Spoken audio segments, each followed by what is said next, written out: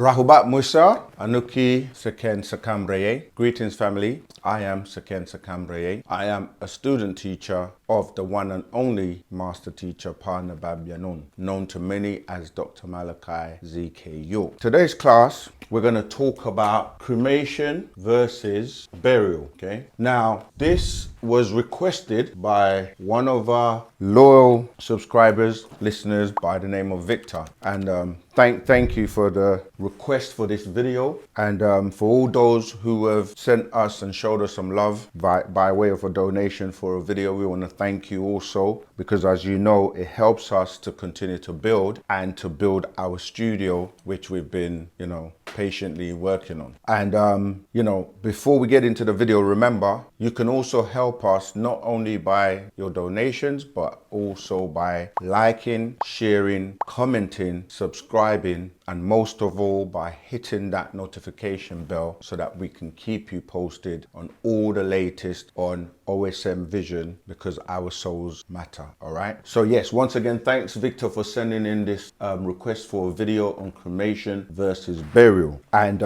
let me just write a few things that we're going to cover because it's very important. So we have to look at, as always, degrees or levels of vibration, and the best way to encapsulate this by the way the master teacher has taught us is to look at density, matter, atoms, and then cells, organs, and then bodies. Okay. All right. So density, matter, atoms, cells, organs, and bodies, right?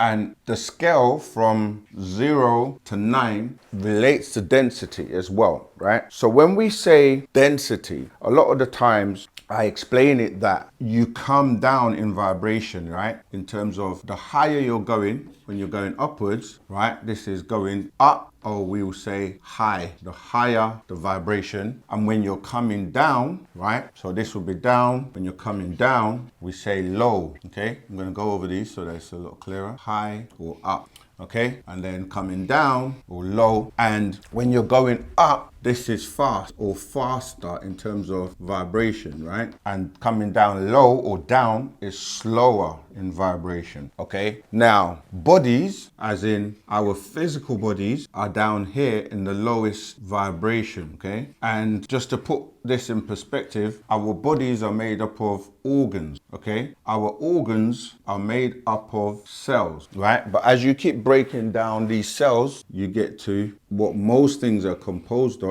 which are atoms.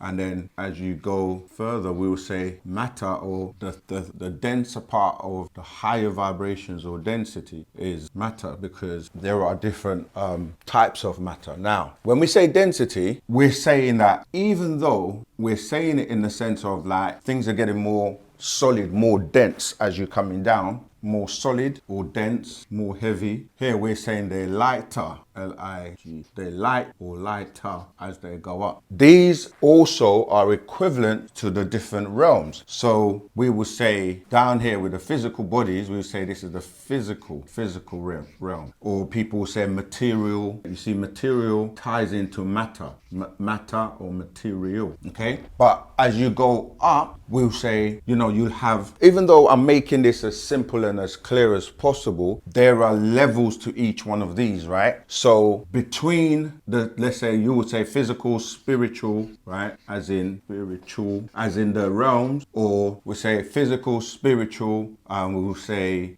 soul, we'll say mental, and we'll go up to, we'll say ether. This is all to lay down the foundation. So when we start to deal with cremation versus burial, we'll understand what is actually going on. And the highest, or when you get to ether, we say that's the highest, or 9 to the 9th power of 9, which could be also applied to material, physical, etc., right? So within each one of these layers, degrees, if you want to look at them like that, a separate breaking down of different sections, because we teach things in a way that mentally you can see it, but each one of these has degrees or variations or levels, right? So when we're saying like ether and we're talking about density, ether will still be involved in all of these from the top all the way down. It's just that when we're saying density, it means like as you go up, you will have more of it for it to be most potent. As it's going up, it's going to have more concentration. So for example, imagine you were taking concentrated juice and you watered it down by adding water to it. So right at the top will be the pure juice without literally any water, so it's more potent, right? So we say potent. It's more potent, or the word, you can add IAL to that, potential. So it's your highest potential is more potent. As you mix it down, yeah, it starts to get weaker. So it's still there. So the concentrated, let's say, orange juice or Ribena or Vimto or whatever drink you're using, at the top, it's without any dilution. As it gets water, it gets weaker, and it goes from, let's say, 9 to 8. You add more water, it gets weaker. It's still there. There's still the concentration of the juice, but as you add more water, it gets lower. More water, more water, more water, to the point where, let's say at 1, it's still got the original juice, but it's so weak at the lower vibration, okay, that you can just about taste it, because you can taste probably more of the water than the juice. So when we're saying density, we're saying, yes, you're coming down, you still have it at the top, but it's more potent or more concentrated, right? Yeah, in terms of the vibration. But as it comes down, it's still there, but it's low. This is why when people greet and say hello, we say, yes, we know hell is low. Hell deals with fear. It deals with low vibration. Yeah, it deals with not being at your best. So why would you condemn someone to hell by saying hello, or hell is low, or hell is below, when you want them to have high spirits, be on a high vibration? Yeah, so let's deal with this cremation versus burial. So the one thing everyone, no matter who you are, will agree with is you're born. Okay, let's call this when you're born, and there's a journey to the point where they say, or they use the term, you die. Yeah, doesn't matter whether you're black, white, mixed, Asian, Chinese. It doesn't even matter about your religion or your belief system.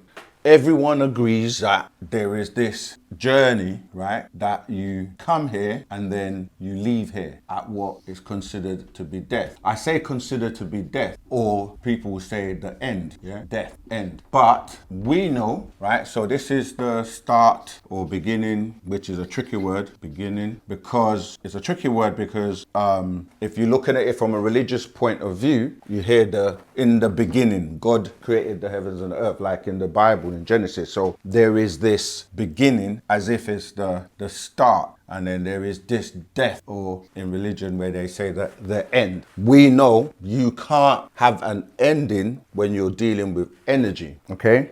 So when we're dealing with energy, energy cannot be destroyed, right? Scientifically, etc. So we're dealing with energy. So if energy cannot be destroyed and you come here at the beginning as energy, then you're going to be energy at the end. So how does this all tie into the cremation and versus the burial? Because when you're dealing with this subject, it depends on the person's, as they call it, last wishes. Like the person or the subject that we're addressing when we're dealing with cremation or burial is their wishes. What do they want? What's their last rites? What did they ask for? And this is why it's important to have wills and things where you're letting people know your last wishes. So there's the wishes of the person or the requests of the person.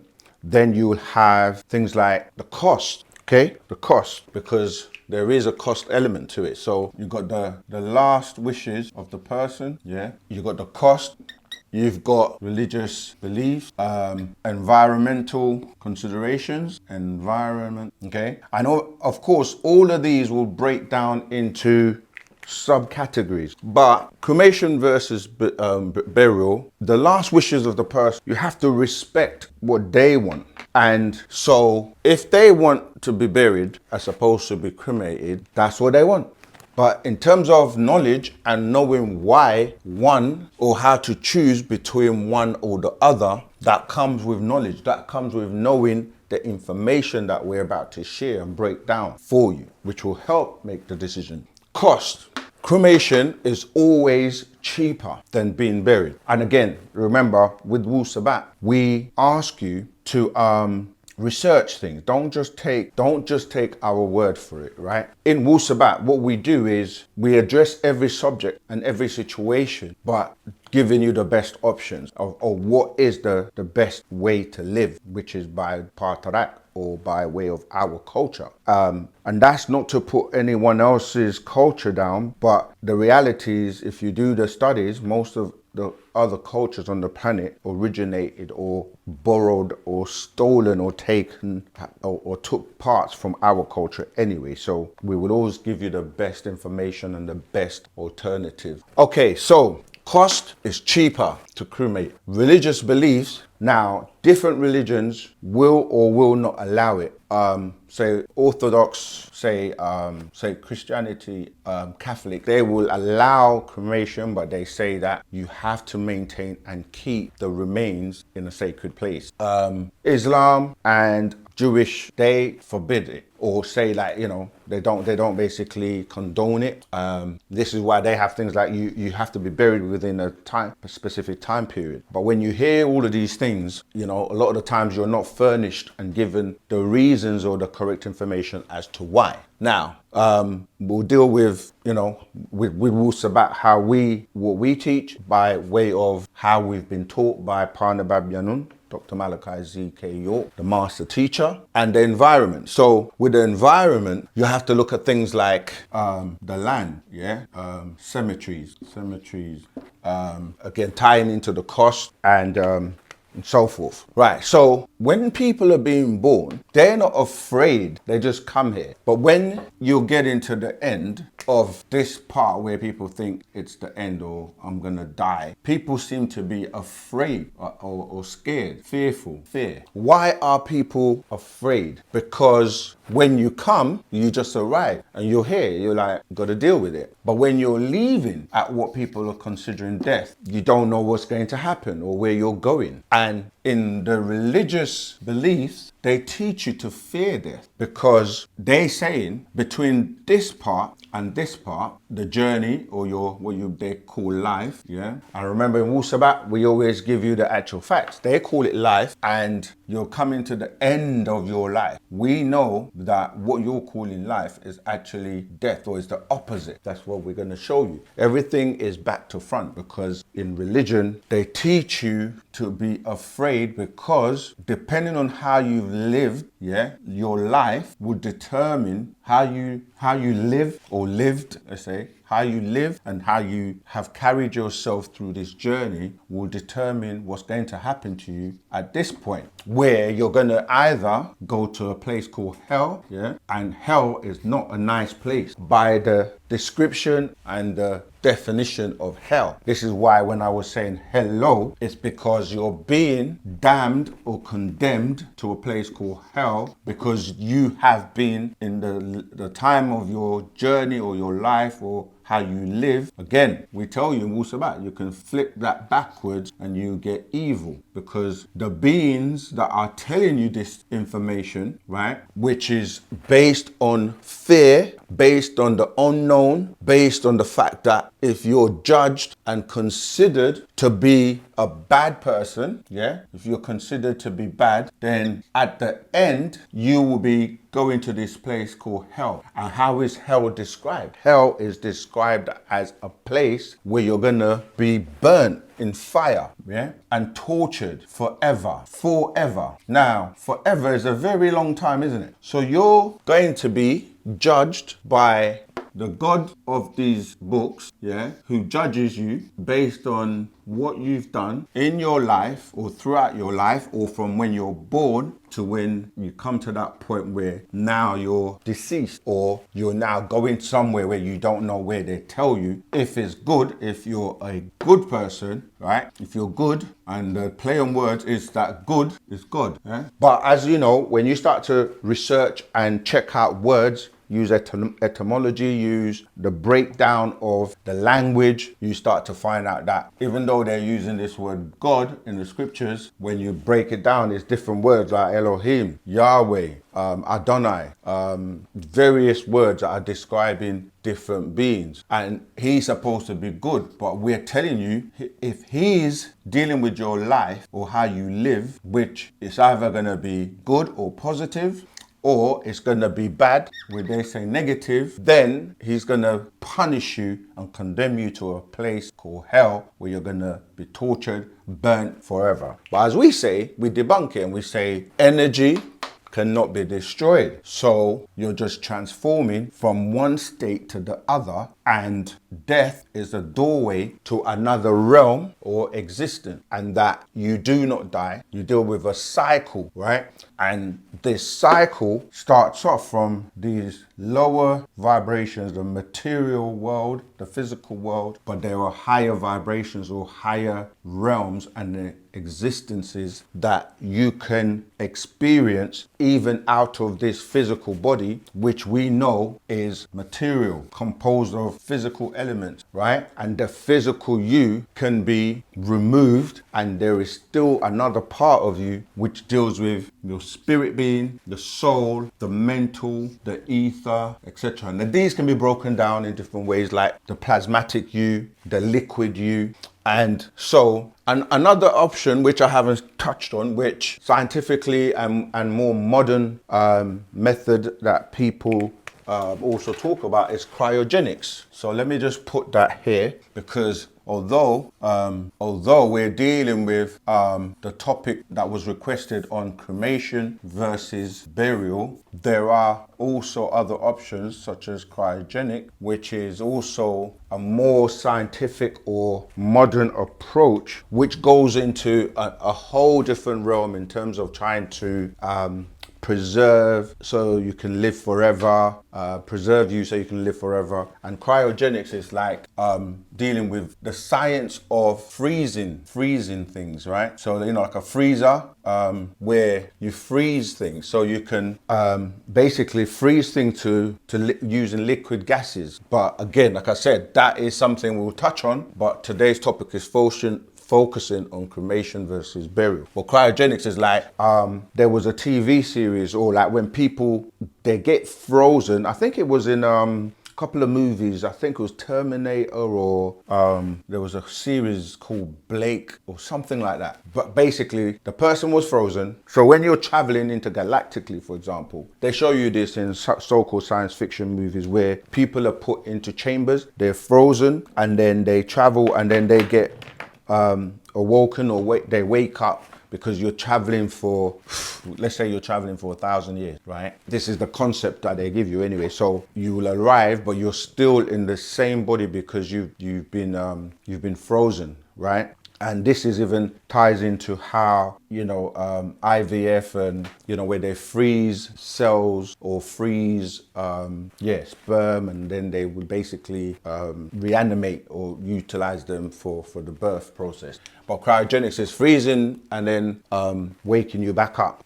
The problem with cryogenics, though, is when you're dealing with material or matter, freezing it and so forth, that not every part of your physical being can be preserved in that manner. Like, it's like you get meat from the shop, you put it in the freezer or whatever. If you eat flesh, you freeze it, and it's supposed to keep it preserved so that when you unfreeze it, you can still eat it without it harming you, so they say. But yeah, so cryogenics, you can't freeze things like the brain, you know, it's very hard. So there's certain parts of you that actually hasn't been perfected at the moment. It ties into cloning and other stuff, right? Cloning as well, right? But let's carry on with cremation versus burial. And let me read something to you from, you know, our teachings. When a person dies and they are buried, they are stuck with the body. That is why you see a lot of spirits of dead people at the graveyard. Insects eat the flesh, however, the bones stay for centuries, and the bones contain the marrow. yeah, that produces the blood. Therefore, in burying a person, right, they lose their density, right, on the spiritual side, meaning they are not as strong. This is what I tried to explain before. So on the higher vibrations, such as the spiritual side, the ether side, the soul side, you are not as potent, or you're losing. When we say potent or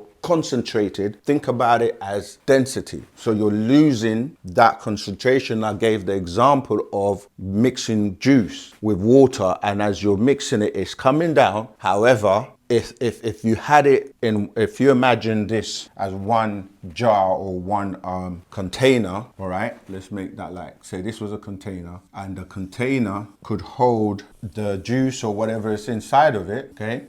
Imagine, although, you know, in real life, you wouldn't have a cup that had the different levels of concentration. So, but just imagine it like, although this cup had whatever is in the contents within this container, coming down, it will be weaker down here, but going up, it will be, let's say if it was sweeter, it's going to be more sweet down there. And as it comes down, it's going to be weaker. Okay, so this is how it works when we're dealing with you as a being, because you being an energy being that is vibrating on the different dimensions or the different realms composed of these different parts of you. The material plane, when we say material, you can still have matter up here, because from density you come down to, you know, smallest forms of matter here, but as you're going down, the atoms are still matter, but they're just a lesser density or lesser vibration than going up or going faster. Okay, and as you're coming down, you're still all connected.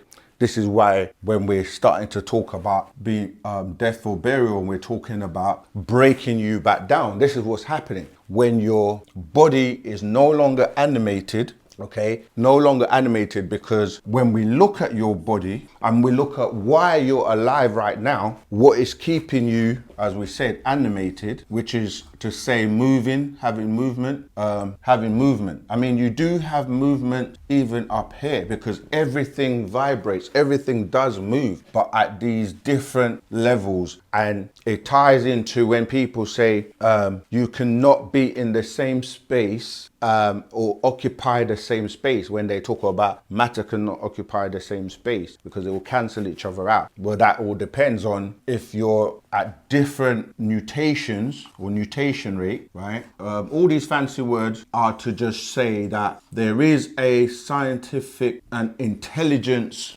behind all of this, right? Your nutational rate, or your vibration, or your frequency, or the frequency of the vibration. When you say in vibration and movement, you're talking about oscillation. So things moving like in waves, right? So you got a wave that goes up and down, that's a waveform, right? And you can have a wave that is, you know, it's moving a little bit more faster. So that was more of a slow one. So you could have one that is moving a lot faster or more rapid or slower. And then you can go to and then you get the ones that are in a straight line. So when we're talking about this process of bodies, right, to be animated and what's keeping you alive, I'll do another little diagram quickly, because although we're talking about cremation versus burial, we have to look at who you are and why you're here and what's keeping you here and what's going to make you no longer be here, and then the journey as to where you're going and why you're gonna go there. And it's not a simple subject matter, it's quite complex, right? So again, one of my famous little diagrams. So you are composed of many different parts, right? Let's make it, I do this a lot just to give the example. I think people learn in different ways. The visual representation or the pictorial form, it's always good to reinforce learning. So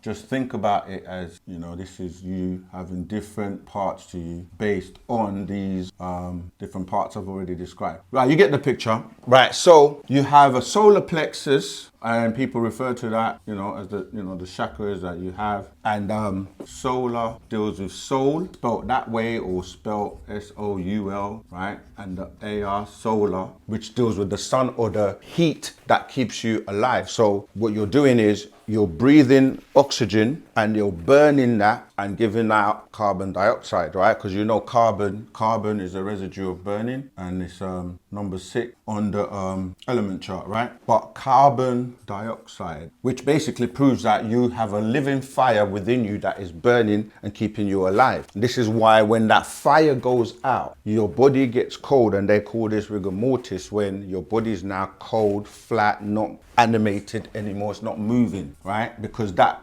part of you that keeps you alive, which ties into your spirit and ties into your soul, ties into your mind or the mental, because electricity, because remember when we say your energy, electricity with messages being sent through your different organs. That's why I say here, right? If you look at yourself, even though you're looking at a body, you're looking at your body, the physical you, right? You are composed of organs like your liver, your lungs, your heart, your brain, okay? All of these are all related, and those organs, you break them down into cells. So when you have, say, I don't know, something's wrong with you, a lot of the times if you go cellular, yeah, that's the way, when we say cellular, we're really talking about cellular. Cellular is dealing with the cells. And once the cells are vibrant and alive and working, and your flow of energy in terms of the burning is taking place with your soul, you're able to move, you're able to, if you have a soul, deal with emotions, because although everything vibrates, yeah,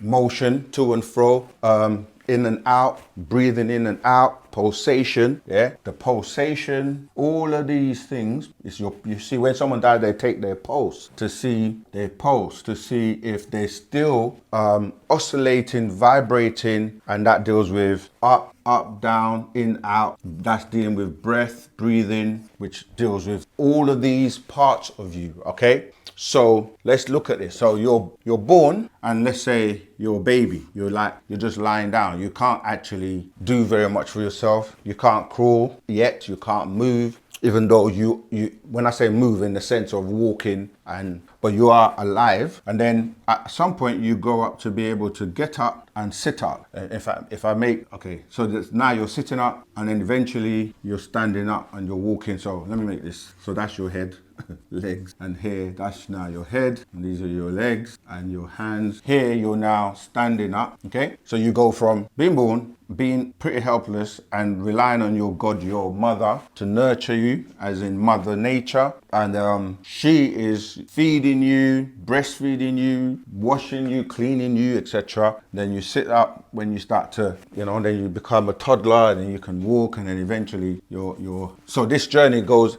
and this is all that same thing again, tying into the 1, 2, 3, yeah? Birth, live or living, and then, as they say, death. Because why? Everything is broken down to you in a 3D form, 3-dimensional. Everything is 3D, right? Solid, liquid, gas. Solid, liquid, gas. These are just simplified ways of teaching you, about, the A, B, C, 1, 2, 3. Just making things in a very simplified way, just so that you can start to comprehend things. But as you get older, you have to start realizing that there are other dimensions beyond this physical material plane. So we say 3 times 3 gives us the 9, which gives us the 9 dimensions, yeah? Taking us to 9 to the 9th power of 9, as in when we're dealing with ether here, 999. Okay, so going back to cremation and the subject of cremation versus burial.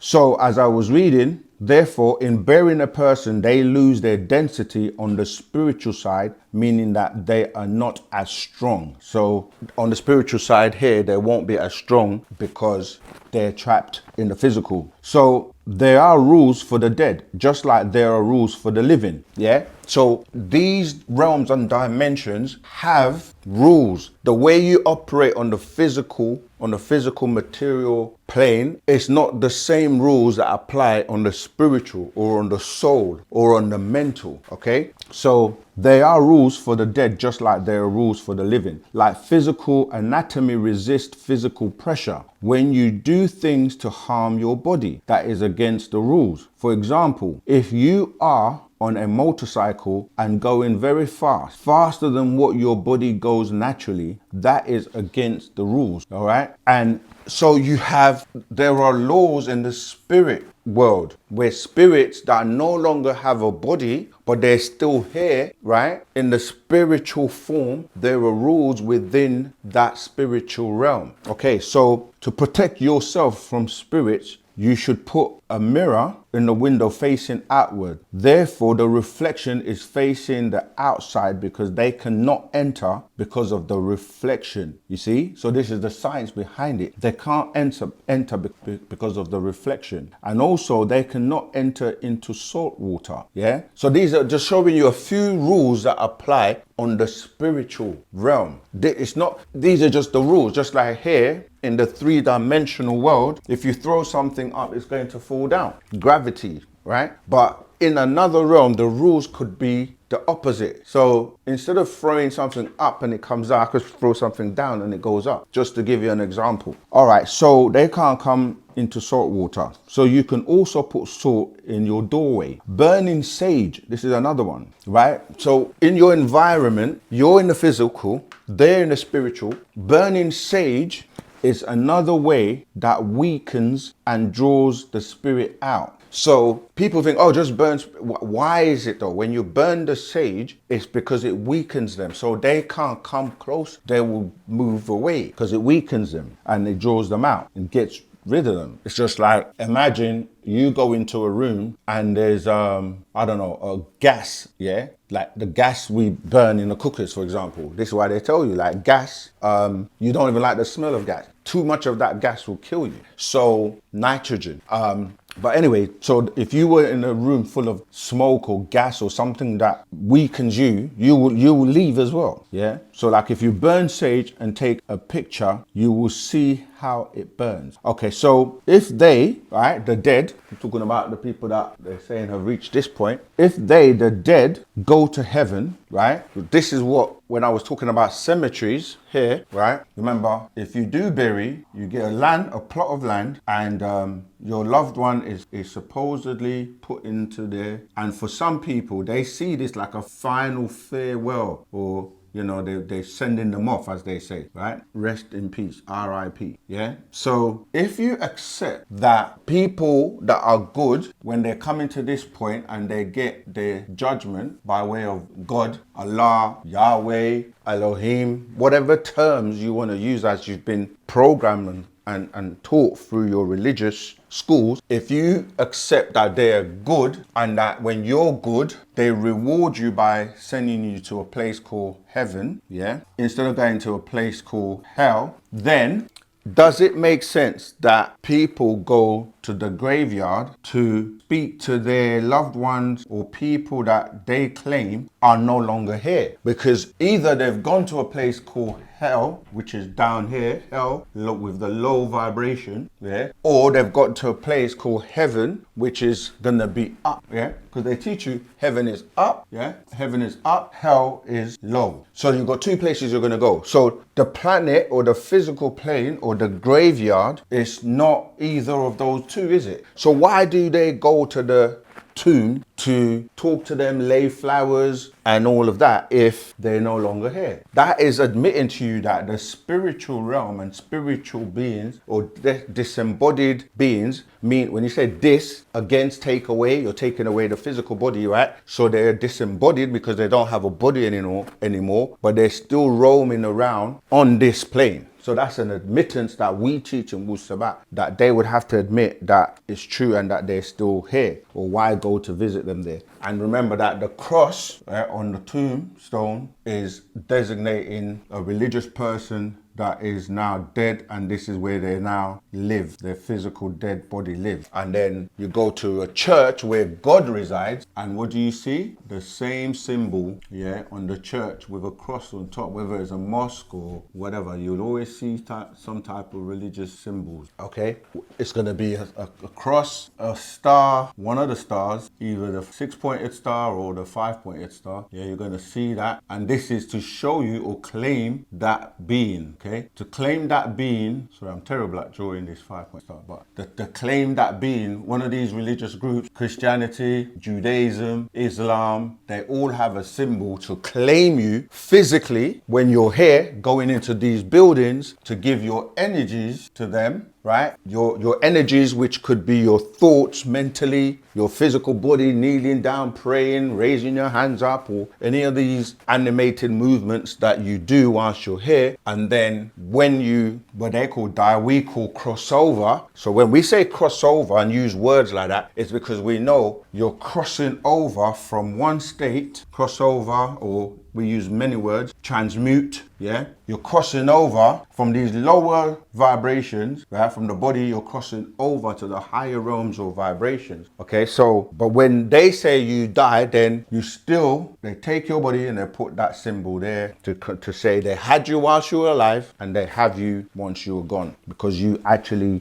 gave them your soul. Because when you were baptized, because that's what you have to do. At this point, once you're born, that's when they want to claim you immediately with a ceremony to start giving your life, your energies, whether it's physically, mentally, spiritually, to them. And your soul, right, which is actually the one that they can't manipulate and take without you really knowing. You have to actually consciously hand it over or give it or promise it or sell it, so that when it gets to this point, they can collect it and utilize that energy for themselves. And how do they do that? They recycle you and you come right back again and being in this perpetual life and death situations, and you keep coming over and coming back over and over again until you learn about your higher beings, because you learn not to give away your soul, because you're going to need that to keep going higher into the higher realms or the 9 ether, where you go back to being with the potent or the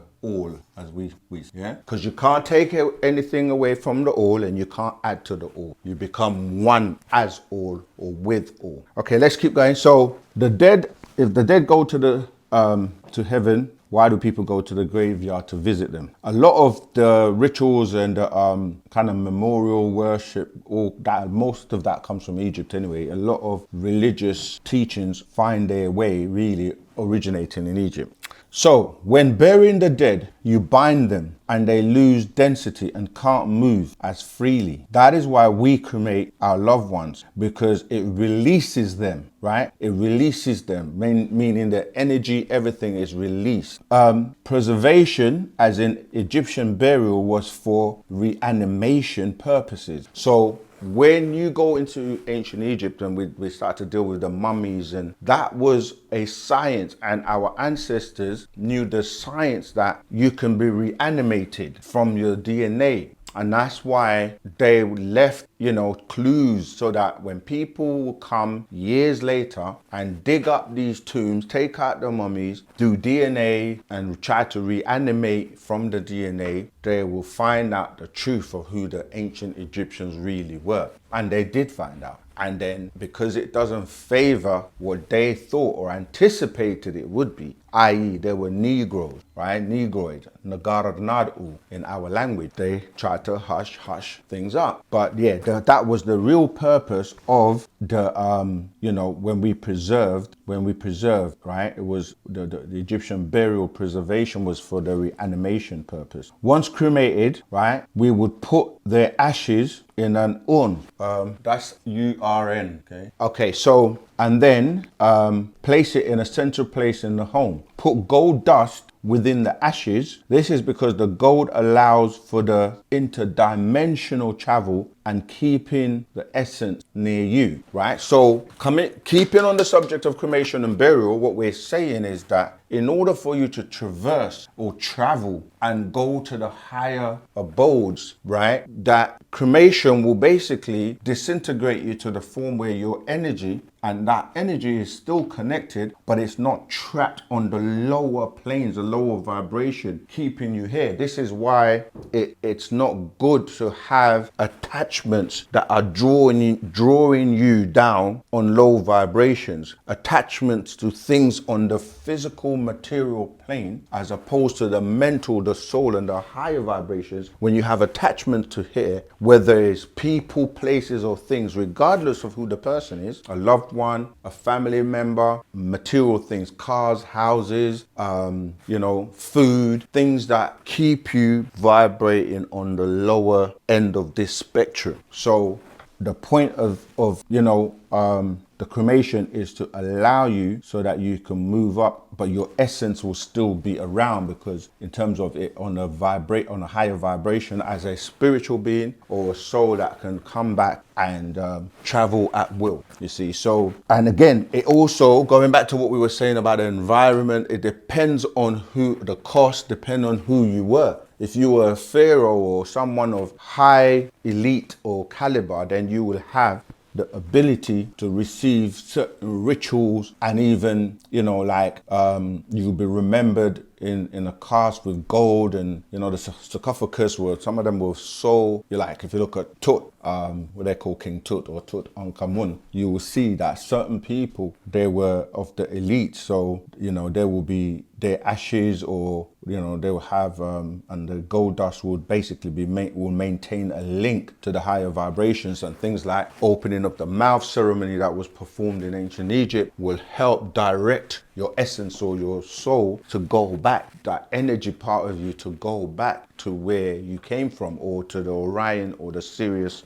star constellations where our ancestors originated, you see. So we would keep that, you would still maintain that link, and you can even carry them with you wherever you go or travel, in terms of carrying the ashes and so forth. And when you're buried, it isn't easy to do that, to take them with you or transport them with you. And some people, what they will do is take the ashes and release back to nature, whether it's the sea, or sprinkle it so that it goes back to the ground, and then merges back and so forth with nature. So as Nuwapians, as ontologists, as animists, we know it's about nature, connecting with nature and going back to nature. So yes, to kind of round off, cremation versus burial. Burial is more expensive. Burial keeps you here, attached to the lower vibration, to the body, because the essence is in the blood. The blood is in the bones, in the marrow, or the bone marrow, which the bones can take a very long time to decompose, and your energy is trapped here.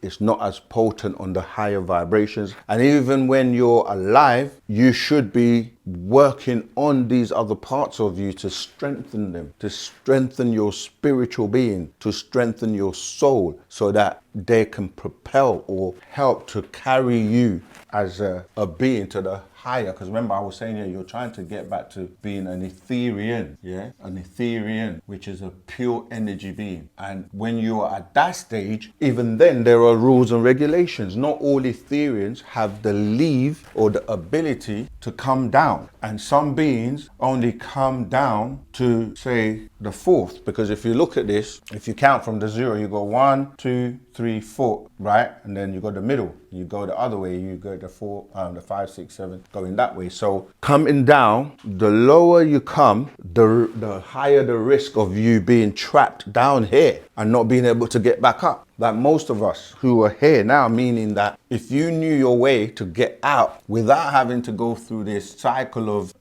life and death, you would go. And because you don't know if you've built up enough spiritual energy for your soul to travel higher, you don't know what's going to happen to you here. And the reason you don't know is because you haven't got the information and you haven't been taught what to do. And this is what Wu-Sabat is here to do. The Patarak means the way you should live, so that you can prepare for your journey, right, to the next existence that you're going to be able to experience. And so with that, you get 24,000 chances, okay? Or should I say up to 24 to 24,000? Because people say things like, why 24? it's just saying that that's the range. So you may make it out after between 1 and 24, yeah, and then you don't need the rest. So when we say 24 to 24,000, doesn't mean that you have to go from 1 and do it 24,000 times, okay? But you don't know which cycle or what number you're on at the moment. But it's all about preparing you so that you can go back to being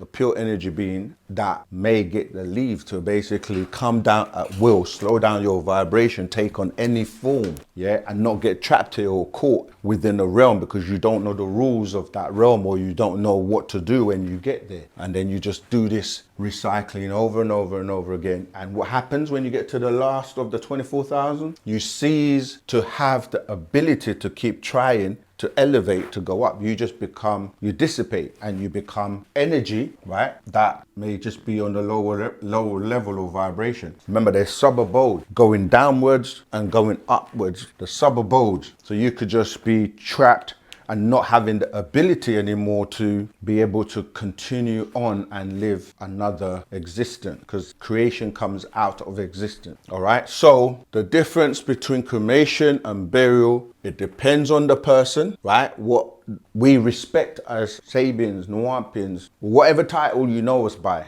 all our titles still apply to us. Holy Tabernacle Ministries, because holy means pure, tabernacle is an enclosure, ministries is to administer or share this knowledge, yeah? When we're known as the Nubian Islamic Hebrews, we still are Nubian and Islamic in the sense of, what does the word Islam mean? It comes from the word salam, which is peace, yeah? Hebrews, who are the original Hebrews? You see, because you go back to who are the original beings, you see? So we are dealing with, the word Hebrew ties into crossing over, right? Yeah, so because Abraham was known as Ibri, to cross over, but we're not saying we're those biblical characters. Just like when we talk about, we will say we're Christians, or we know the being that you're referring to as Christ, we're saying that's not our one, that's not the one we're referring to. The one you're referring to is Zeus, or the being that was grafted out of Zeus. Jesus became Jesus, or gases. The gases we're talking about are the 6 ether gases, you see. So with Wu-Sabat, there's the truth, and then you get the gravitations or the distortion of the truth to form others, because the two sides, there's God or good God, or God that you think is good, is actually evil, because he's doing these things like putting fear in you, telling you that when you're bad, you're going to go to a place called hell that he created, where you're going to be burnt in a fire. That's not a good God. And when we tell people, you have to get this out of your head, that there is distortion, there is this back to front, or evil or good being made fair seeming, yeah? Evil being made fair seeming. Because when you start to look at it and say, why or would a God want you to burn offerings and blood and spill blood over the altar and tempt and risk you know, sacrificing animals and sacrificing even your own children? Does that make sense? It doesn't make sense. So we're telling you that the gods or the beings that you're looking at as gods are not necessarily good. They're actually quite evil if you check it out. So everything's back to front, and you have to decipher it by way of Wu-Sabat. So we cremate, we don't bury, because we know that, you know, your essence is going to be trapped here on a lower vibration. It's actually cheaper, and we do respect people's last rites, wishes, you know, the environment. Again, this is another thing, the last point. You have no clue what happens to the body once it leaves your sight. We know there are sinister motives and they have objectives which are not actually noble, like organ harvesting. People eat the flesh, people do all kinds of things for body parts. People are now desperate where they're selling human meat, mixing it and making all kinds of foods with it. So whether you agree with it or don't know it exists, or think no, you're being conspiracy theorist and all of that, the fact is you don't actually know for sure. Yeah. So if you're not aware of these things, that somewhat sinister things that can take place with your loved one's body, that's another reason why you should not bury, because you don't actually know what happens to the body. So these are all reasons why we cremate cremate instead of bury. So that's another class, Wu-Sabat on OSM Vision. Until the next time, thank you to those who donate and send us questions to break down for them. We look forward to you sending us more questions. You can even send 3 questions where you film yourself asking us questions and we answer these for you, okay? All you have to do is film yourself, upload to osmvision.wetransfer.com. Wadu.